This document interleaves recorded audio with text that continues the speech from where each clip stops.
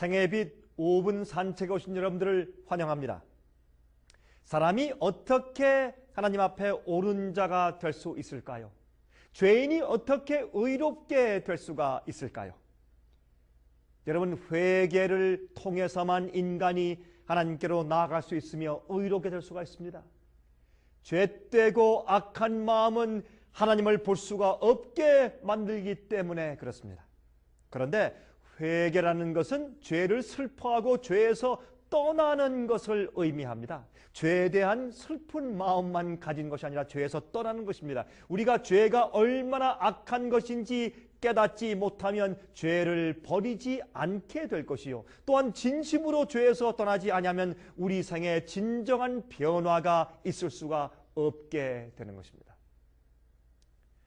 여러분, 회개의 참뜻을 이해하지 못하는 자들이 참 많이 있습니다. 많은 사람은 저희의 악행이 저희 자신에게 고통을 주게 되거나 안 좋은 결과를 초래할까 봐 두려워서, 무서워서 저희가 범죄한 것을 후회하고 혹은 외모적인 변화를 나타내기도 합니다.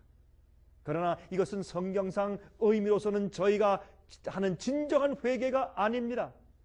그러한 사람들은 죄 자체보다도 죄로 인해서 생기는 그 고통, 결과를 슬퍼하는 것입니다.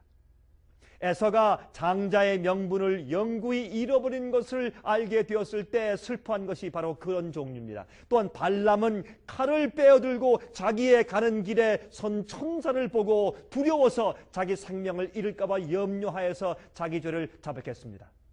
그러나 그는 진정으로 죄를 회개하지도 않았고 목적을 변하지도 않았고 악을 미워하지도 않았습니다. 그것은 회개가 아닙니다. 가룟 유다도 자기의 주를 판 후에 부르짖기를 내가 무지한 피를 팔고 죄를 범했도다 라고 말을 했지만 그러나 그는 진정한 회개를 한 것은 사실 아니었습니다. 그러나 사람의 마음이 하나님의 성령의 감화에 마음문을 열 때에는 양심이 각성되고 하늘과 하나님의 왕국의 기초가 되는 하나님의 신성한 계명들의 깊은 뜻과 신성성을 깨닫기 시작하게 됩니다. 또한 성령께서 마음의 구석구석에 마음을 비추어서 암흑 가운데 숨어있는 감추인 것들이 마음속에서 드러나게 됩니다. 그래서 죄인은 자기가 얼마나 악한지를 알게 됩니다. 그래서 그는 하나님의 의를 깨닫고 자기 자신의 죄악과 불결함을 가지고 사람의 마음속에 있는 것을 살피는 자 앞에서 나아가기를 두려워하게 됩니다. 주님을 두려워하게 됩니다. 죄인은 그래서 하나님의 사랑과 거룩한 순결의 기쁨을 깨닫고 자기가 깨끗하게 되어 하늘과 교통할 수 있게 되기를 사모하게 되는 것입니다. 의가 그리워집니다. 자기 죄를 깊이 알게 됩니다. 그리고 자기가 습관적으로 지으며 살아오던 죄를 버리고 돌아설 마음이 생기게 되는 것입니다. 회개는 죄를 슬퍼하며 그 자체에서 돌아서는 것을 의미합니다. 여러분은 회개한 후에 얻게 되는 참된 평화와 즐거움을 아십니까? 여러분, 회개는 우리가 잘못한 그 행위 자체에 대해서 슬퍼하고 우리가 하나님의 마음을 아프게 한 것을 슬퍼하게 되는 것입니다.